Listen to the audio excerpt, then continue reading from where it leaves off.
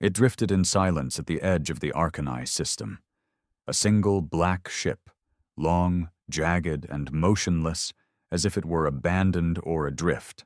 No fleet, no diplomatic escort, just one vessel that bore no flag, no beacon, and no sign of peace. The Galactic Union didn't understand. The high councils of 11 civilizations gathered in urgency. They studied the transmission logs, the flight pattern, the shape. It didn't match anything. It didn't speak. It didn't respond. It didn't belong. "Is this a probe?" one of the Arcanine lords muttered across the comm, his voice thick with unease. "It's too big," a Nareth commander replied. "Hull analysis shows it's military grade but unmanned, probably a bluff." "The humans?" said another, with an almost scornful tone. "Didn't we already clean up Earth 2 cycles ago?" That phrase, clean up, wasn't forgotten. 50 years earlier, the Galactic Union had deemed Earth a threat. Too aggressive, too independent, too uncontrollable. The purge was swift and brutal. Orbital bombardments, atmospheric disruption, silence within hours. Earth was never colonized afterward, considered cursed. Yet here it was. A remnant, a ghost, a ship from the ashes of a planet no one believed had survived. Still, the vessel remained unmoving, cold, like a dead animal floating in space. The scans picked up no life forms, no transmissions. But inside, buried deep beneath heat shielding and black titanium, he sat, alone. Not a crew, not a team, just one man. Call sign, Gideon. He didn't wear rank insignias. He didn't carry medals. There was no honor in what he was sent to do. He didn't volunteer. They found him 10 years after the fall, one of the last human war dogs, living like a ghost in the asteroid belts, scavenging tech, keeping his rage warm and sharp. They told him Earth was gone. They told him humanity was declared extinct by vote. He didn't cry, he didn't shout. He simply asked, "Where's the vote room?" They said it was done already, signed, sealed, the galaxy had moved on. But there was a ship, a prototype, hidden in the ruins of Mars, meant to be Earth's final deterrent. No crew, just one pilot, one vengeance engine. And it was his now. Back in the present, the Arcanine sent a scout vessel to make contact. It didn't return. No weapons were fired, no explosion detected. It simply vanished. Sensors lost track of it the moment it came within 20,000 kilometers of the black ship. Then a message was broadcast. Not in galactic standard, not encoded, just audio, a human voice, deep, cold. "Don't come closer." The councils panicked. "Is it automated? A eye? A bluff?" They sent another ship, larger this time, armored, carrying diplomats and shield arrays. It disappeared faster than the first. Then the human ship moved. Just a fraction of a degree. Barely perceptible. But it pointed itself toward the nearest Arcanine defense station. Still no engine flares, no heat surge. It turned like a predator adjusting its aim. That's when it fired. It wasn't a beam. It wasn't a missile. It was something else. A ripple, almost invisible, passed through space like a silent scream. And then the station just ceased. No fire, no debris, just absence. Within seconds, the galactic comnet was flooded with panic.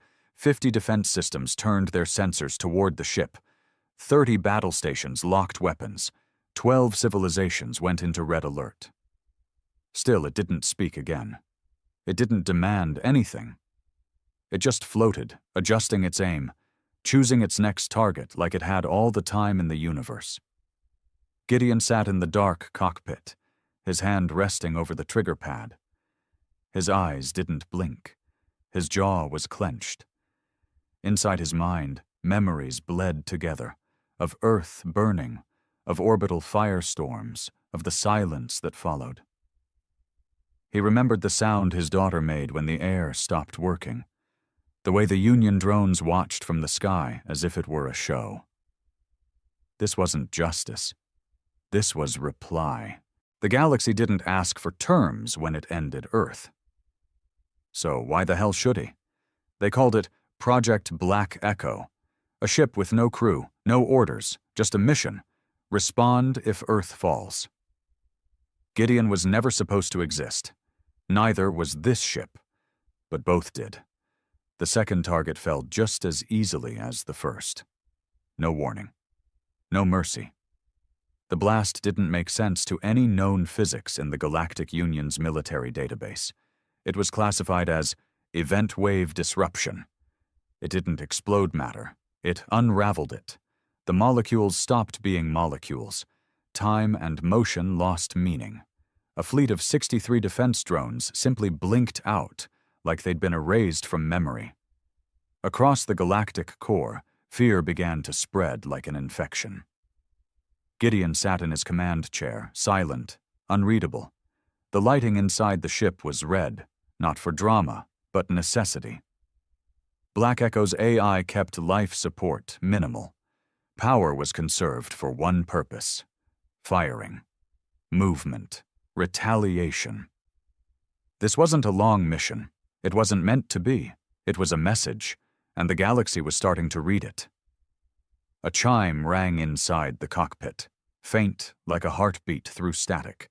Another fleet approaching, bigger this time, faster, organized. Gideon didn't flinch. The Union had finally stopped underestimating him. The display screen flared. 37 ships, 2 flag carriers, stealth scouts running ahead of formation, quantum jammers deployed across the arc of approach. They meant business now. Gideon leaned forward and stared at the blinking lights on his screen. They looked like stars.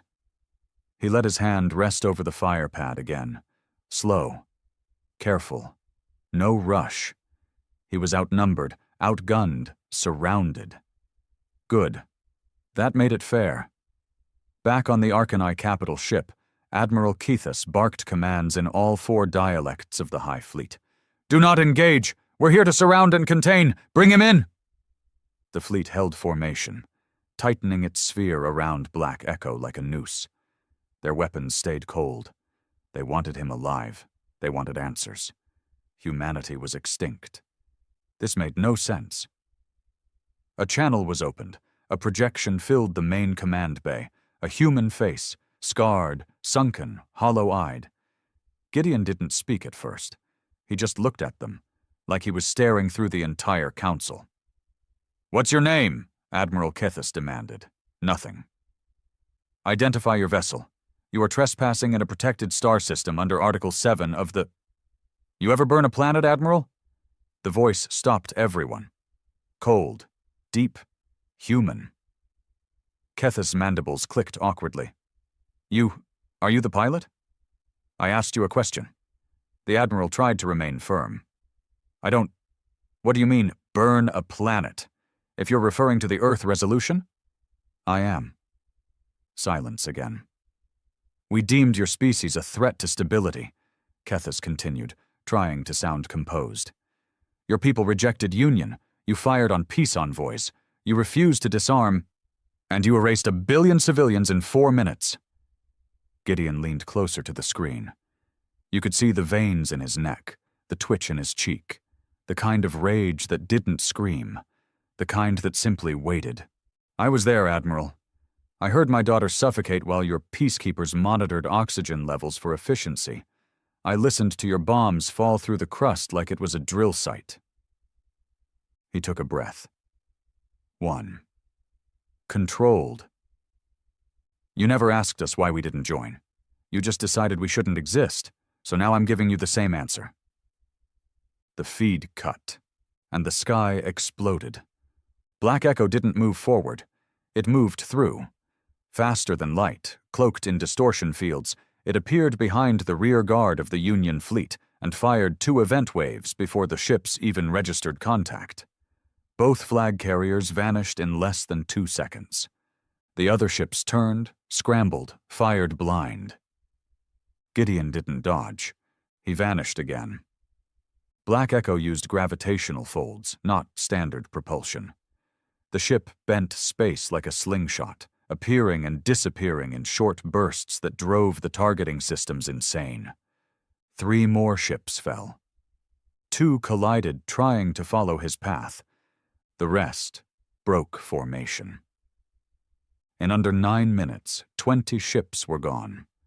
The rest fled. Admiral Kethus was no longer broadcasting. Inside the cockpit, Gideon exhaled, but he didn't smile. There was no satisfaction, no victory, just another scratch off the list. The AI voice finally spoke. Calm, genderless.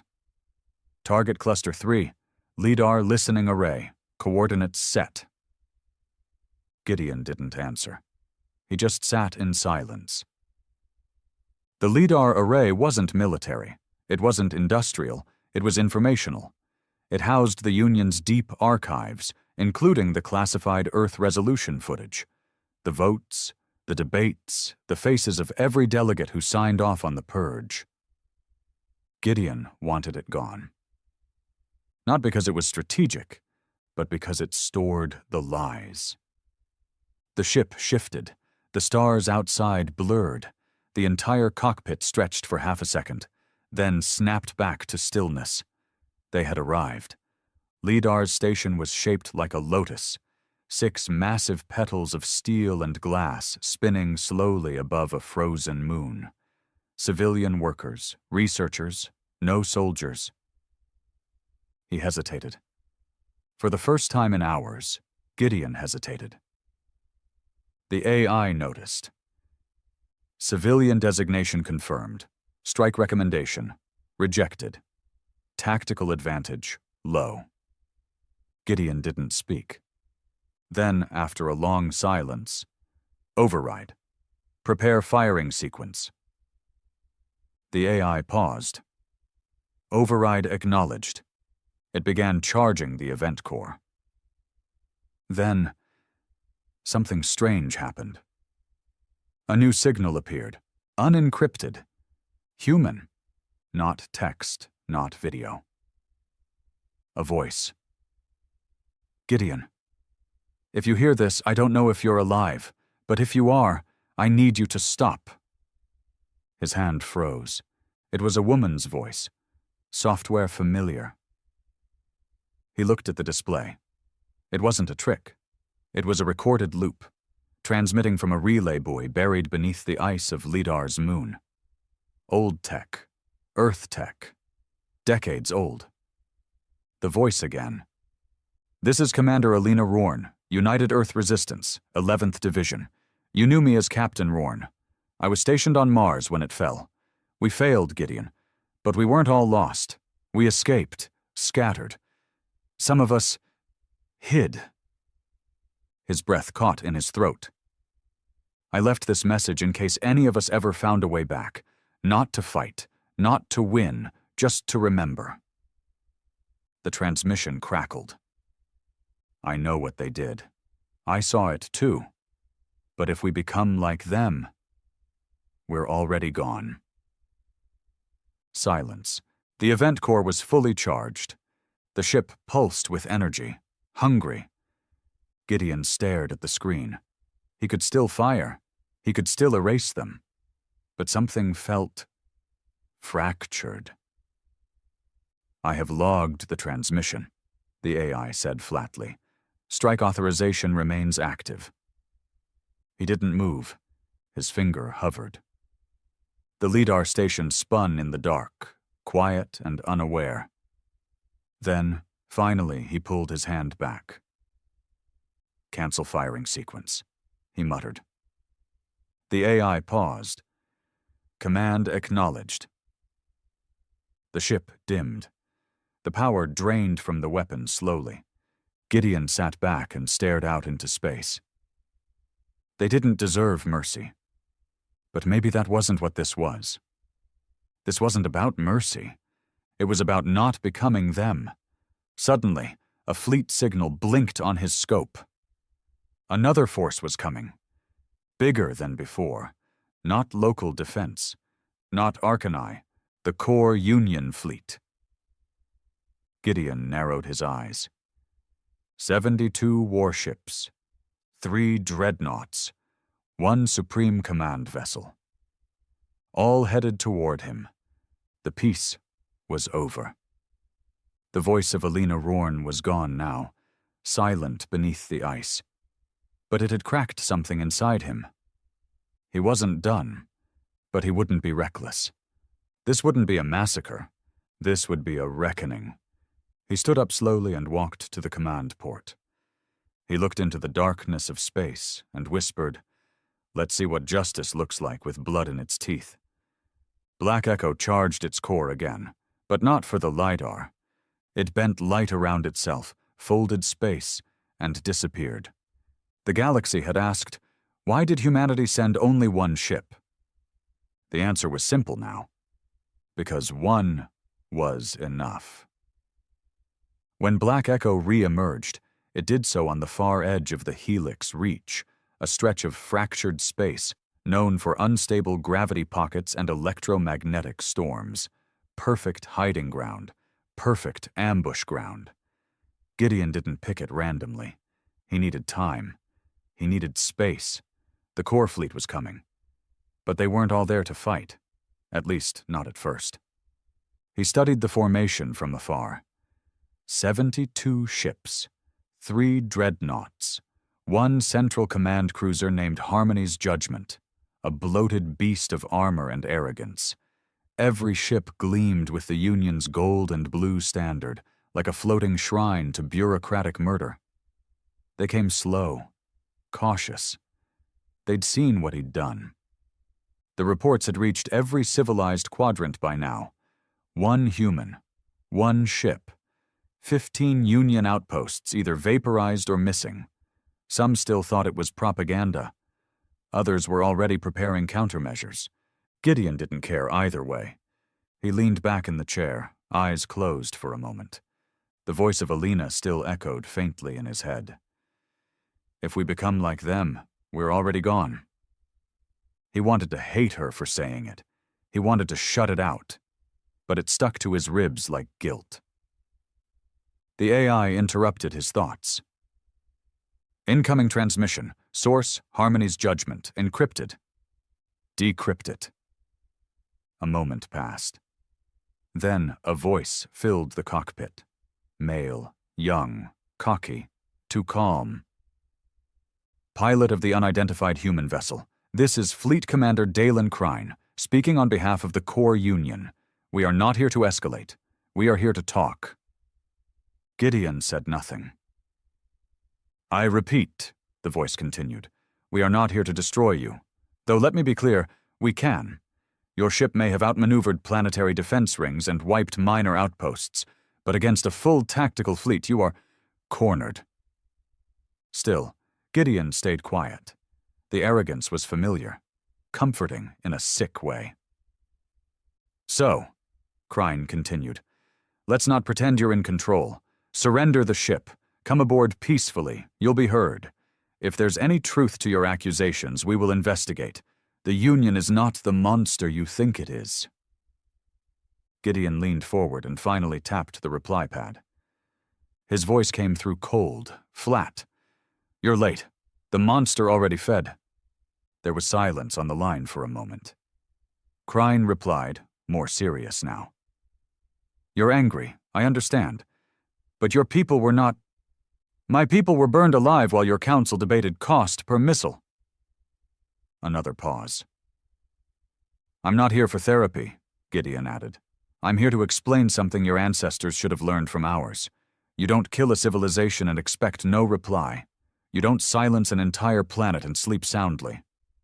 This isn't the way. Then you should have picked a different one 50 years ago. He cut the line.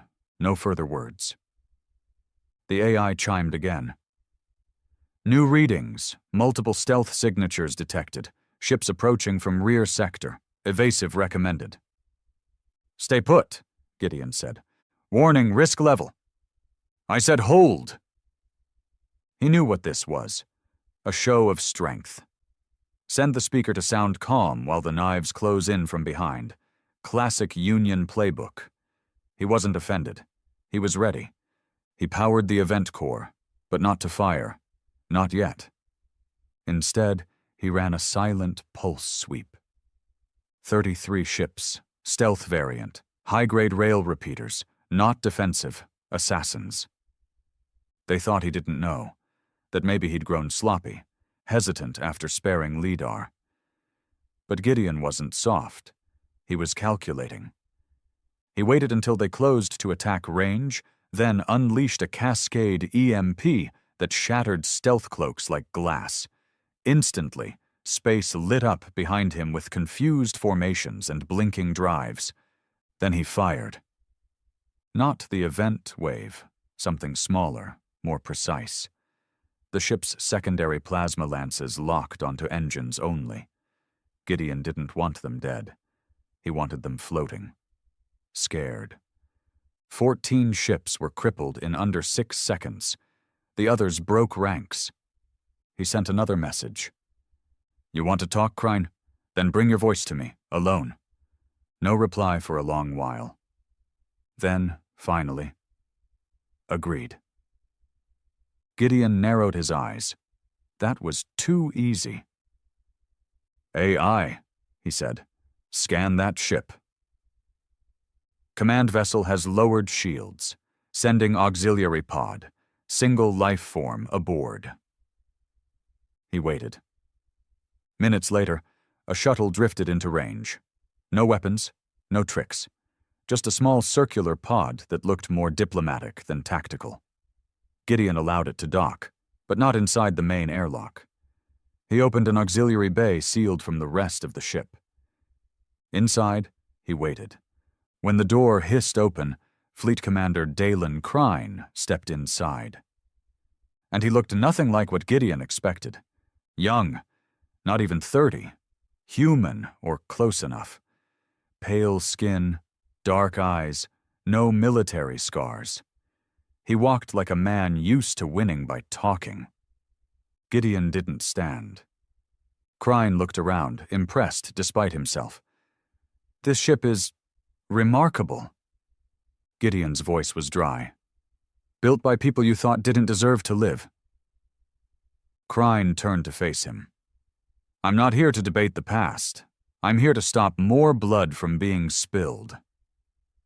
You're about 50 years late to the concern party." "I wasn't alive when Earth fell." "You are now." Krine exhaled and pulled a small data chip from his coat. "You should see this. It's sealed records, from the Earth resolution, everything. The internal council footage, the real votes, the internal dissent, all of it." Gideon didn't take it, just stared. "Not everyone agreed," Krine added. "There was a motion to delay, to investigate further, to send proper envoys. It was overridden. Political pressure, economics, trade routes." "Profit," Gideon said flatly. Krine nodded. "Yes, that too." "And now?" Krine looked tired suddenly, like the truth weighed on him. "Now we have what we've always feared. A ghost, a weaponized memory. You've shaken the core, Gideon. You've made them remember Earth. But this can't go on. We can't survive you." Gideon leaned forward, voice low. "You think I want to survive this?" Krine froze. "You think I'm here to negotiate some future where humans sit at the table again? I'm not. Earth is dead. My family's dead. This ship is my coffin. I came to show you what justice sounds like when it doesn't ask for permission." He finally took the chip. "But I'll watch it." Krine stood silently, as if trying to decide whether to speak more. Then he nodded once. "I can offer you safe extraction. We'll bury the records. Rewrite the history. Clear your name." Gideon looked at him like he was made of glass. "I don't want my name cleared," he said. "I want your people to remember it, every time they see a world burn, every time they push a button and call it peace." Krine turned toward the airlock. One final glance. "You'll die out here." "I already did." Krine said nothing more. He left. The AI confirmed disengagement and closed the airlock. Gideon sat alone again. He loaded the chip.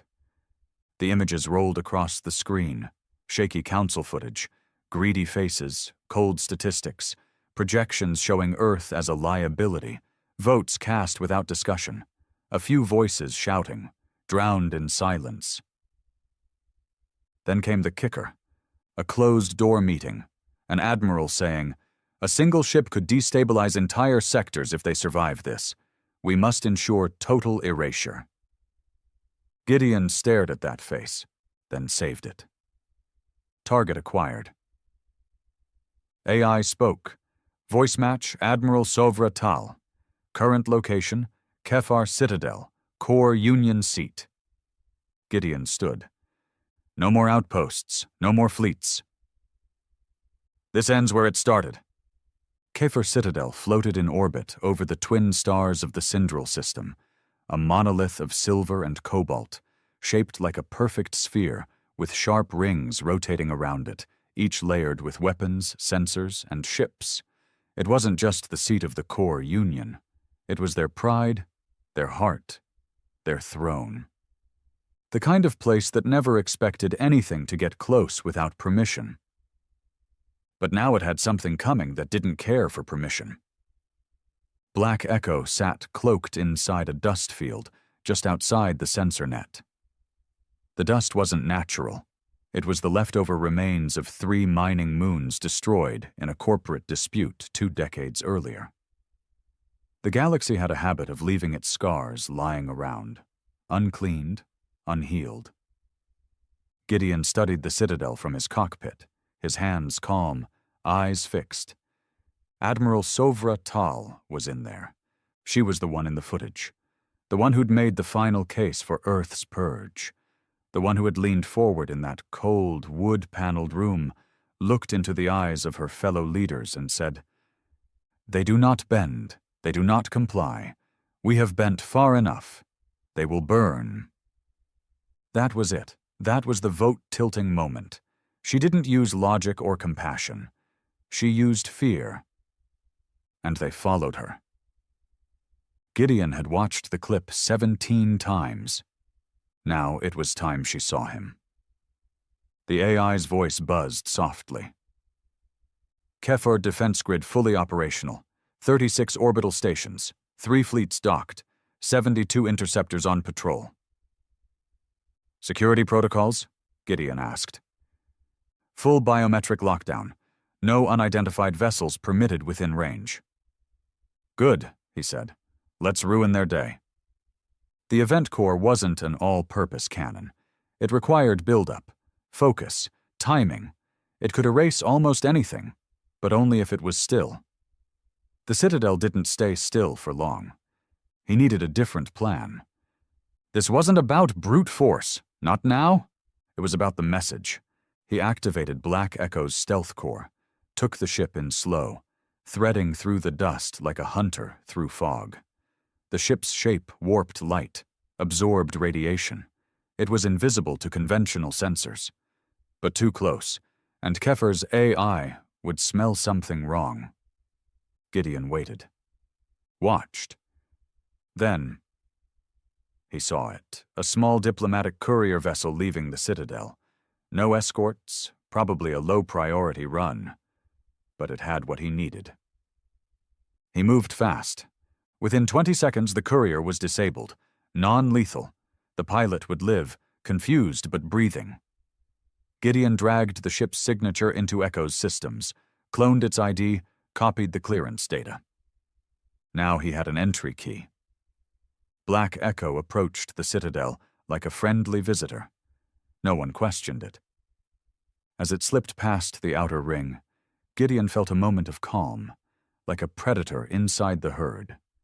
Inside Kefar, Admiral Sovra Tal sat in her glass office, high above the central tribunal dome. Her hair was tied back in the old core military style. Her uniform perfect, her hands steady as she scrolled through fleet reports. She had no idea. She hadn't thought of Earth in decades. Maybe never. To her, it had been a campaign, a resolution, a mission completed. Until now. The moment the black echo breached the inner docking bay, the Citadel's systems flickered. Not alarms, not weapons, just confusion. The AI announced the courier's arrival, but the hangar reported no shuttle on deck. One by one, systems started logging inconsistencies. Doors opened where they shouldn't. Lights flickered. Identity scans failed to process. Then someone noticed. "Unregistered signature in Bay 6, a junior technician said. "Jam it," said her superior. "Probably just a glitch." But by then, Gideon was already inside. Not in person, just his voice. Every screen in the Citadel, every monitor, every wall-sized display. They all blinked black. Then showed his face. The same face that had haunted Admiral Crine. The same one who'd been declared dead with the rest of Earth. Now staring down at them all. He spoke slowly. "You thought Earth was quiet because it died. You were wrong. It was quiet because it was waiting." Gasps erupted in the halls. Officers shouted, trying to override the display. Engineers smashed buttons. But nothing worked. "You killed our people. You called it peace. You buried our name and wiped our records like history was your property." Inside the central tribunal dome, senators and military chiefs froze mid-session. His voice echoed through every speaker, every hallway, every mind. "But you forgot one thing. Humanity isn't erased by silence. It remembers in the dark. And when the time is right, it comes back to ask a question." The screen flashed. Footage played. The council room, the vote. The moment Admiral Sovratal said the words that killed a planet. Gasps turned to silence. Some stood. Some sat in horror. Then, his voice returned. "This is not terrorism. This is not revenge. This is the answer you were too arrogant to expect." Then the event core charged. Target: Kefir's memory grid. Not the people, not the buildings, not even Sovratal. Just their records. Every lie, every cover-up, every version of truth they told themselves for 50 years. Gone. The wave hit like a silent scream. Kefir's central servers flickered, trembled, and died. Files vanished. Archives crumbled into digital ash. Every classified log of Earth's fall, every forged justification, every revised account. Wiped. Across the galaxy, core-connected systems logged a catastrophic breach. And then, a message appeared on every one. "We are not forgotten. We are not forgiven. We are not finished." Gideon. Inside her office, Admiral Sovratal watched it all. Her hands trembled for the first time in decades. She knew. He was coming for her. And unlike the others, he wouldn't miss. The halls of Kefir Citadel were built from reinforced alloy and arrogance. Each corridor gleamed with sterilized white light, flanked by seamless black floors that hummed underfoot. The design was intentional, clean, intimidating, soulless, like a monument built for those who wanted to forget what it took to hold power. But now even the hum was different. Lights flickered. Doors glitched open and shut. Guards stood at every major junction, weapons raised but uncertain. Everyone on the Citadel had seen the face. His face. And no one had seen Sovratal. She'd locked herself in the upper-tier War Council chamber. Sealed access, biolocks enabled, no internal comms. Only the highest members of the High Command even knew where she was. But Gideon didn't need directions. He was already inside, not in the room, not yet, but inside the Citadel, moving like a ghost through blind spots and service shafts, following schematics carved into his brain years ago. Black Echo hadn't just been a ship. It was built alongside a network, a fail-safe web embedded in the infrastructure of Union-controlled systems. Earth had planned for survival, for vengeance. Gideon had just been the match. He moved silently, his breathing measured. The tactical suit he wore was matte black, plated with kinetic dampeners that silenced each step. On his back, a short-range repeater rifle, custom-built with disruptor shells, enough to drop a soldier without killing him. He didn't come to kill the whole Citadel, just one person. But he wouldn't cry if a few others got in the way. From behind a shadowed corner, he spotted a two-man patrol. Young, clueless, panicked. They were whispering, weapons up, backs toward him. They didn't hear him move. The first one went down with a pressure choke, unconscious in under 2 seconds. The second tried to turn, but Gideon disarmed him before his fingers could find the trigger. A soft crack followed. No scream. No alarm. He dragged both into a storage bay. Kafer wasn't a fortress anymore. It was a tomb that hadn't realized it was dead yet. He moved through the side corridors, up the main shaft lifts, past decontamination zones and through internal gravity shifts that left most intruders disoriented. Not him. Every inch of this place was burned into him. He'd spent a decade studying it, preparing. Now he was breathing it. Finally, he reached the outer perimeter of the War Council chamber, a massive, oval-shaped floor enclosed by energy shielding and a 12-point biometric lock. No way through it, unless you'd planned for it. He reached into his belt, pulled a circular node no larger than his palm, pressed the center. The device flickered, shimmered, then split into 12 arcs, each one magnetized. He placed them on the access points, then waited. The AI voice in his ear buzzed, "Code overlay established," keylocks failing. 17 seconds. He didn't flinch. The guards on the other side of the gate finally noticed something. One turned, shouted, "Too late." The door collapsed in a shimmer of fading light, the magnetic nodes dissolving like ash. Gideon stepped through. The guards raised their weapons, but didn't fire. They saw his face. They'd seen the footage, the speech, the truth. They hesitated, and that was enough. He moved like a wave, not fluid, but crashing. The rifle barked twice, once left, once right.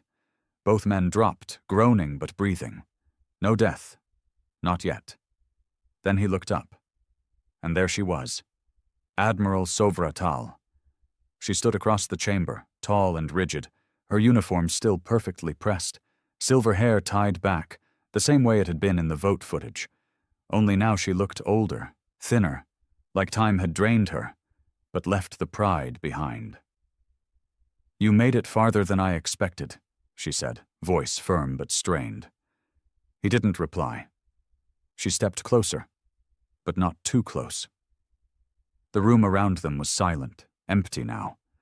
The War Council had evacuated during the override. She was alone. "Do you feel better now?" she asked, head tilted. "After all this blood?" Gideon's jaw clenched. "You really don't get it. I understand exactly what you are." He took a slow step forward. "Number, you don't. You think I'm vengeance, that this is about making you pay. Isn't it?" He stopped 10 feet from her, the weapon in his hands lowered, not relaxed, just deliberate. "This isn't about pain. This is about remembrance. You erased a planet, a species, a history. You thought if no one spoke of it, it never happened?" He pointed the rifle at her now. "But now they know, all of them." Sovra's eyes narrowed. "And what did that buy you, Gideon?" "Sympathy. There won't be peace after this. The Union is angry, embarrassed, ashamed. But they won't change. They'll call you a terrorist, a ghost, a glitch in the archives." She stepped forward again, slow, like she was talking to a child. You burned outposts. You crippled fleets. You broadcast classified council meetings to every planet in the central core. And for what? They'll just wipe it again. Then I'll keep coming. His voice didn't raise. It dropped, heavy. If I have to spend the rest of my life tearing pieces off this rotten empire, I will. I'll leave behind a trail of truth and blood so thick that no one can pretend it didn't happen. Sovra exhaled. She didn't look scared. But there was something beneath her voice now. Weariness. They told me Earth was dangerous. I believed them. You were violent, aggressive, tribal. You refused every diplomatic offer. We didn't trust you. Because you didn't want to join. Because we knew what happened to species that did join. She looked away then, and for the first time, she didn't have a reply. Gideon slowly raised the rifle again. Her eyes returned to his, steady. You going to execute me then? On camera? Broadcast to the galaxy? No. She blinked. No? I'm not giving you a martyr's death. She opened her mouth, but stopped. I'm taking you with me. Before she could speak, the AI buzzed in his ear. Extraction sequence complete. Shuttle arriving in 30 seconds. Sovra's face darkened. You think I'll talk? I'll die before I give you anything. Gideon nodded. Good. Then die in a cage. A symbol. A living reminder of what this empire did. He walked forward, rifle still pointed. Because now every time someone asks, why did humanity send only one ship? They'll remember what you did, and they'll see you, sitting in a cell, while the truth spreads like wildfire. She lunged suddenly, fast, military-trained, going for his wrist. He struck first. Not with the rifle, with a stun blast from the gauntlet on his free hand. She collapsed, unconscious, alive. The shuttle docked seconds later. Quiet. Stealth configured. Gideon carried her on his shoulder, moved through the halls like a shadow again. The guards who saw him didn't stop him. Some nodded. Some stepped aside. The truth had cracked something open in them, too. By the time the shuttle left Kefar's orbit, the news had already spread. Admiral Sovra Tal, captured. The woman who ordered Earth's death, now a prisoner on a ship built from its ashes. A single ship. A single man. The galaxy didn't understand why Earth sent only one. Now it was starting to. And Gideon wasn't done yet. The holding cell inside Black Echo was nothing like a prison. It wasn't cold. It wasn't brutal. It was clinical. Surgical. A rectangular chamber, lined with pressure-regulated walls, anti-static mesh, and a single chair bolted to the floor. It was designed not for torture, but containment. You couldn't scream inside it. You couldn't even echo. Fitting, Gideon had thought. Sovra Tal sat in that chair, wrists magnetically cuffed to the sides, her ankles bound. She was calm, composed, but not defiant, not anymore. There were no demands now, no speeches, no arrogance. The silence between them spoke more than anything else ever could. He watched her through the screen, just for a few minutes. He wasn't gloating. He wasn't relishing the sight of her broken. He just wanted to remember what she looked like, what they looked like. Those who made decisions from high towers while people burned below. Behind him, the AI spoke quietly. Transmission network secured. Galactic broadcast relay standing by. Shall I begin the link? Gideon didn't answer immediately. He turned from the screen, walked to the control panel, and looked over the list of target channels. Union emergency frequency, civilian widebands, free world news hubs, independent relay networks, every major eye in the galaxy. He pressed the pad. Start. The ship vibrated, faintly, then stabilized, and across thousands of planets, moons, stations, habitats, ships, from fringe colonies to the golden halls of the core, screens flickered. The symbol of the Union vanished. and was replaced by Gideon's face. He stood still, in the center of the frame, lit by the ship's red interior lights, silent for the first few seconds, letting the weight of his presence settle in. Then he spoke. "You know my name now." He didn't introduce himself again. He didn't need to. 50 years ago, Earth was erased, not conquered, not annexed, erased, not by accident, not by mistake, but by vote. The screen split. One side showed Gideon, the other. Footage. The secret footage. The closed room meeting, the vote, the nods, the Admiral's words. He let it play. Let them all watch. Let them see. Then he spoke again. "This woman." The screen shifted to Sovra, still cuffed, still silent. Cast the vote that led to the deaths of over 1 billion civilians. Mothers, fathers, scientists, engineers, children. All of them labeled threats, all of them executed in silence. He paused. Not for drama, but for grief. It never left him, not really. "She called it peace.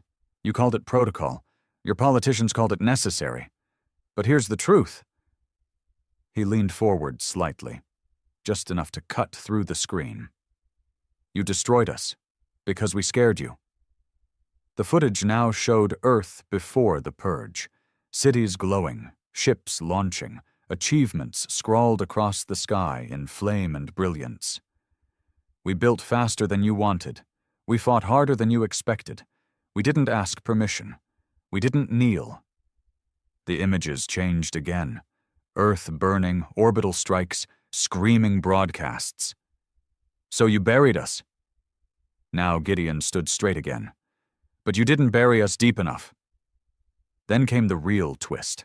The camera panned, slowly, to Sovra Tal, sitting in the holding chair, bruised, stripped of rank and uniform. Gideon's voice returned. "She will not be executed." That part, unexpected. No matter how badly I want it, the tension rose across a galaxy. Because her death would make her a victim. Her survival will make her a symbol. Then the feed pulsed again.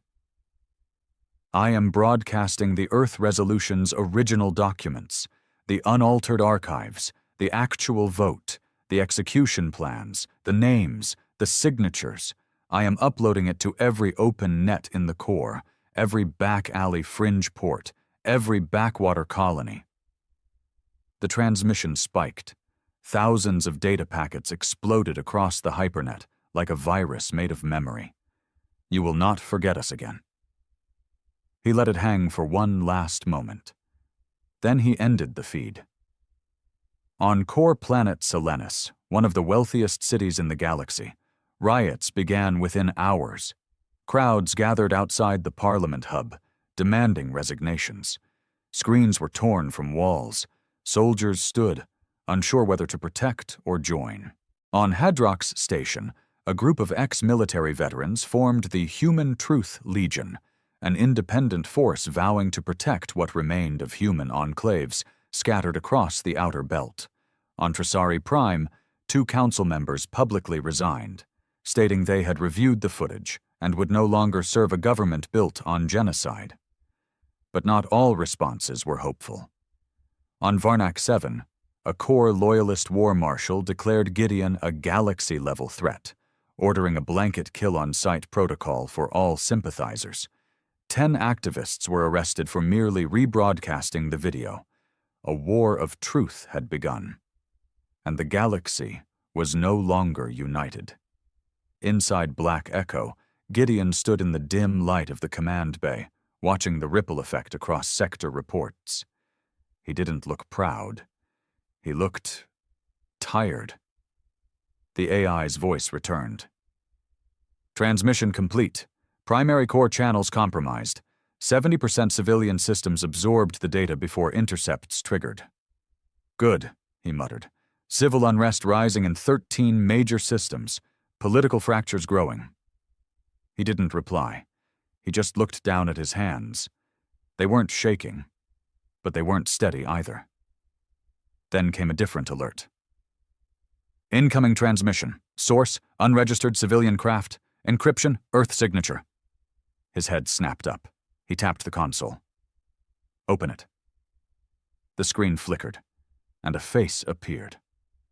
A woman, worn, weathered, but unmistakably human. Dirty blonde hair, one scar across the cheek. His eyes widened. Alina, she smiled. Took you long enough. Alina Rorn had been presumed dead. She was last seen aboard a failing Mars defense cruiser, 20 minutes before it was torn apart by Union kinetic fire. Gideon had carried that memory like a stone. Now she was here. Real. He didn't speak at first. Neither did she. Just silence, relief, disbelief. Then she exhaled. You did it, didn't you? You really did it. He nodded once. It's not done. Number, but you cracked it open. He finally sat. Where are you? We've got a safe system. Fringe colony, mixed species, no Union loyalty. We've been building, waiting, for someone to show the galaxy the truth. Gideon's eyes narrowed slightly. You have people? She nodded. More than you think. His mind spun. Options, possibilities, a network, a resistance, not just vengeance, actual movement. Then we start rebuilding, he said. She grinned faintly. No, Gideon. You already started that. She looked at him differently now, not like the weapon they once trained, not like the soldier buried in grief, but like the man who might become something bigger. Then her tone changed. Gideon, they'll come harder now, not just fleets, assassins, propaganda. They'll try to erase you again. He nodded slowly. They can try. Inside her cell, Sovra Tal sat with her eyes closed. The sound of riot broadcasts echoed faintly through the walls. Somewhere in her gut, she realized, the galaxy would never be the same again. And her name? It would not be honored in the Corps' statues. It would be remembered in shame. Gideon had ensured that, and he was just getting started. The Corps Union moved fast. They always had when it came to containment. But this time, containment wasn't about a leak or an uprising. This time, it was about a man who should have died 5 decades ago. A man who came from a burned-out world with nothing left but hate and truth. A man named Gideon. After the broadcast, the Union activated Protocol Absolver, a rarely used doctrine reserved for galactic-level existential threats. It gave unrestricted authority to core security operations to deploy anywhere, use any method, and silence any target. The first name on the list, Gideon. The second, Alina Rorn. The third, anyone who played the footage. Within 24 hours, dozens were dead. Civilian news hubs were blacked out. Pirate broadcasters executed. Ships traced and vaporized. Fringe colonies hit with accidental reactor meltdowns. The Union wanted to bury the fire under ash, fast. But they'd underestimated how far the spark had spread. Gideon hadn't started a rebellion. He'd started a reckoning. On the remote jungle moon of Asta 9, deep in a hidden excavation bunker camouflaged beneath the roots of massive blue-glass trees, a meeting was taking place. No banners, no flags, no hierarchy, just survivors. Humans. Maybe 100 of them.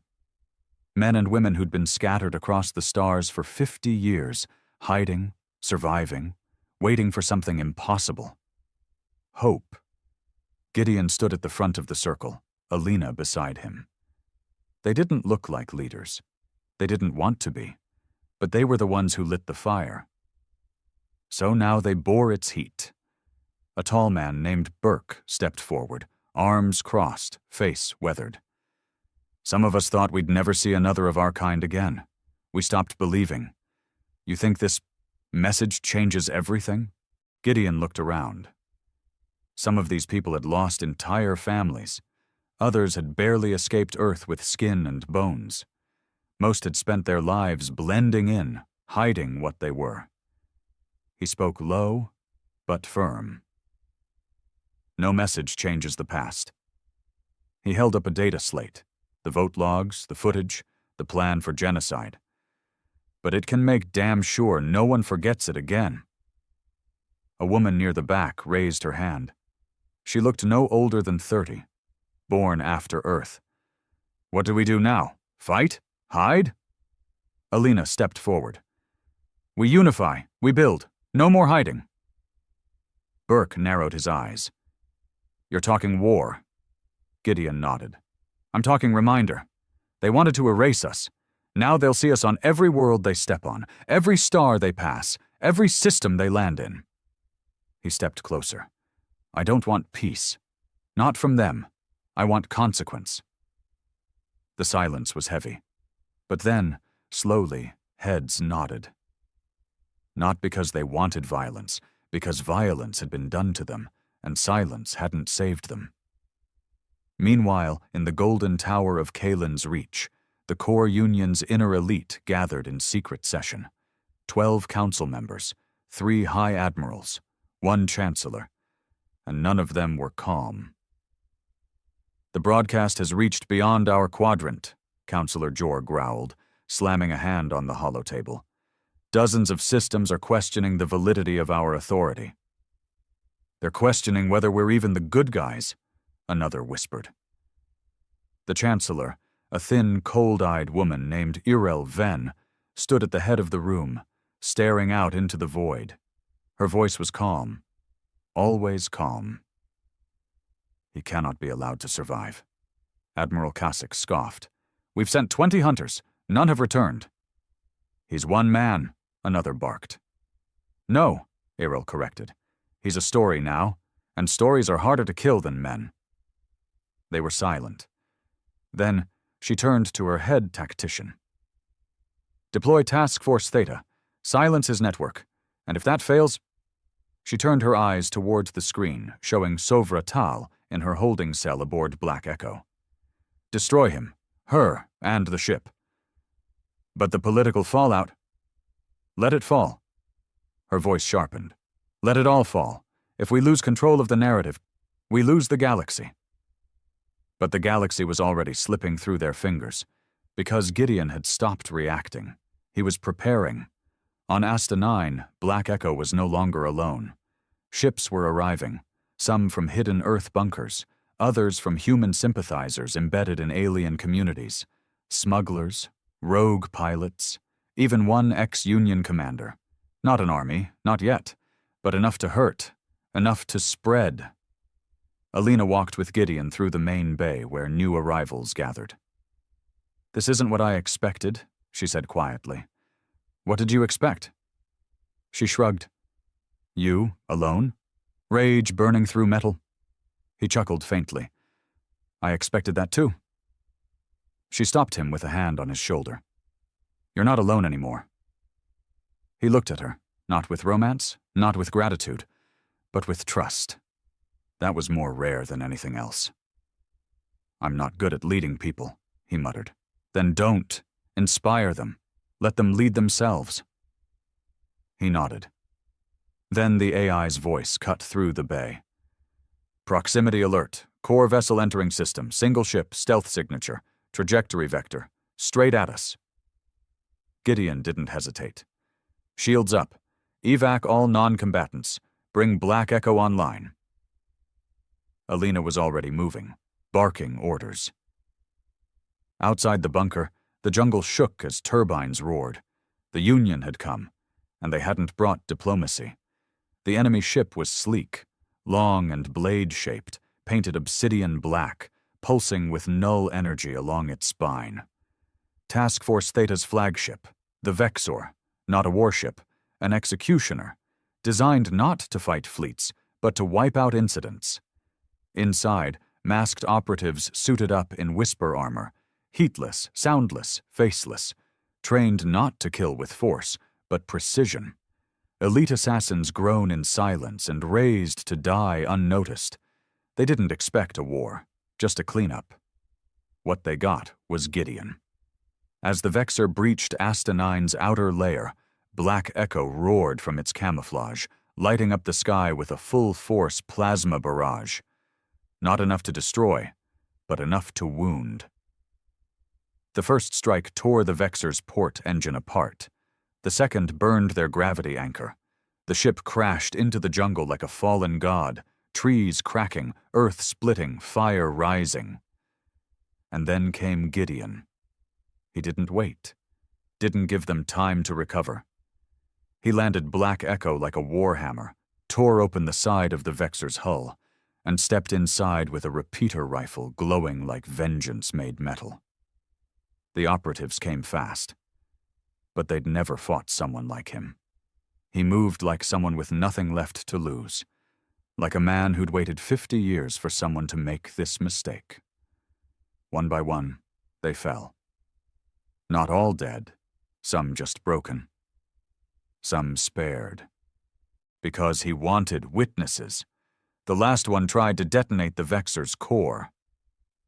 Gideon shot the control panel mid-activation. "No," he growled. "You're going to watch it burn." Later, as the sun broke over the shattered Vexor, Gideon stood atop the wreckage, Black Echo hovering behind him like a shadow. The survivors of Asta 9 gathered around. Some cheered, some wept, but most just stared. This wasn't just resistance now. This was rebirth. Humanity had been hunted. Now it was hunting back. The core union didn't wait this time. The Vexor's failure wasn't just a loss. It was humiliation. Across the galactic net, footage leaked. Black Echo tearing through elite operatives, the ship's wreckage smoking in the dawnlight, and Gideon, Earth's last warhound, standing tall. The myth wasn't just alive. It was growing. And myths were dangerous things. So they sent everything. From Kefir, the core launched the Titan Protocol. 3 dreadnoughts, 9 war carriers, 1 AI-controlled siege hive capable of planetary sterilization, all aimed at Asta 9. Asta 9 wasn't a base anymore. It was a target. Gideon didn't blink when the reports came in. He sat in Black Echo's cockpit, staring at the incoming markers. Red. Dozens. Hundreds. More than he'd ever faced. More than Black Echo was ever meant to face. But he wasn't the same man who climbed aboard that ship months ago. He wasn't just vengeance anymore. He was the voice of what should have been remembered. Behind him, the resistance prepared. Alina stood with command captains and exiles, planning ground defense. Rorn satellites activated across the system, jamming Union scanning arrays. Old Earth tech, janky, half-rusted, but loyal. Gideon stood before the warboard, hands behind his back. "I'm not fighting to win," he said, voice steady. Burke frowned. "Then what the hell are we doing?" Gideon looked at him. "We're fighting so everyone watching knows who started this, and what it costs to erase a people." Alina stepped beside him. "They'll see." He turned to her. "I need you to survive this." "Don't," she said. "Don't give me the goodbye speech. Not from you." He paused.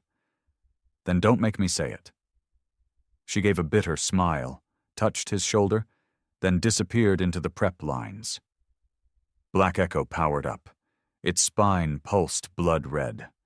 Gideon's face turned hard. Let them come.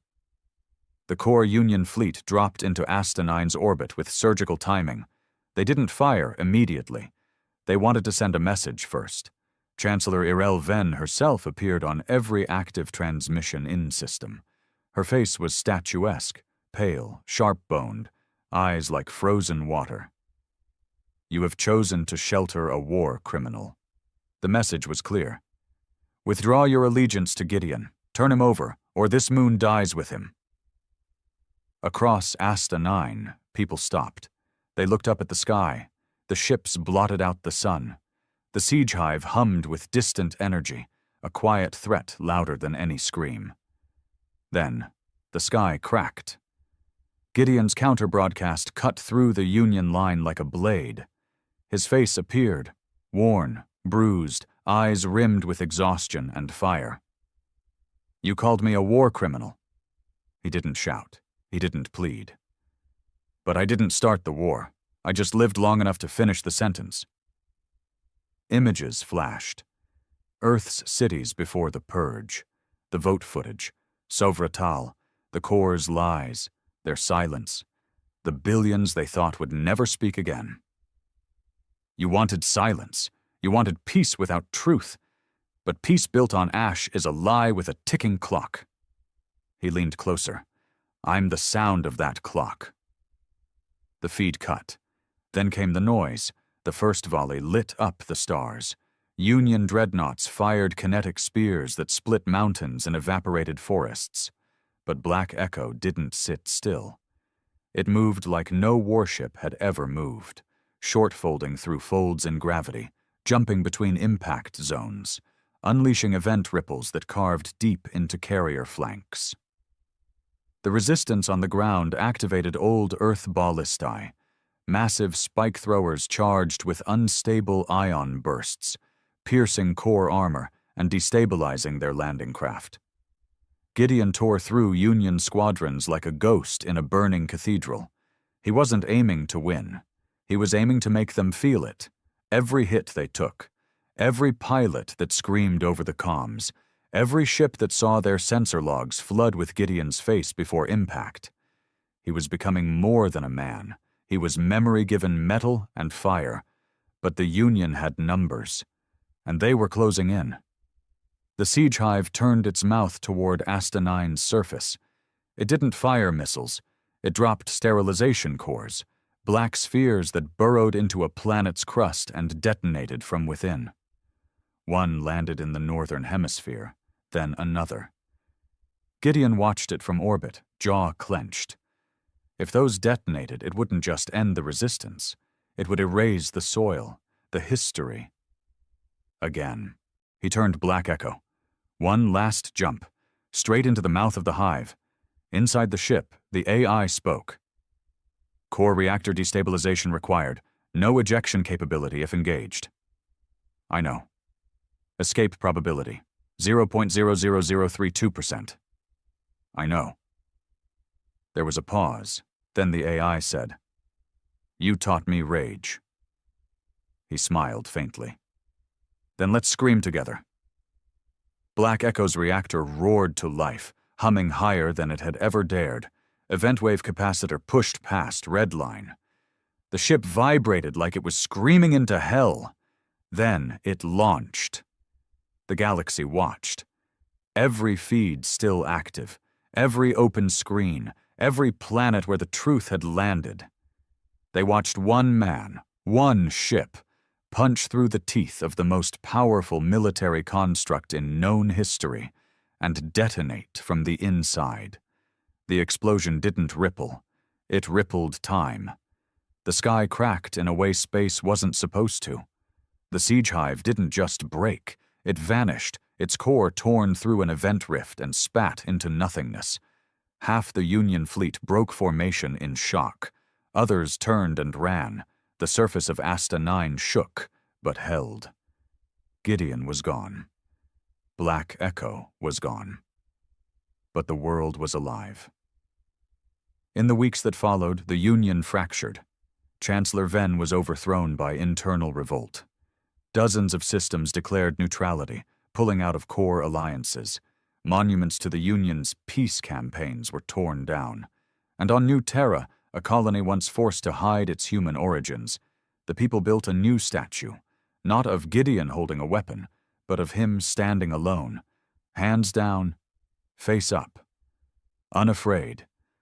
Beneath it, a single line was etched in 7 languages. They asked why we only sent one ship. The answer is written in fire across the stars.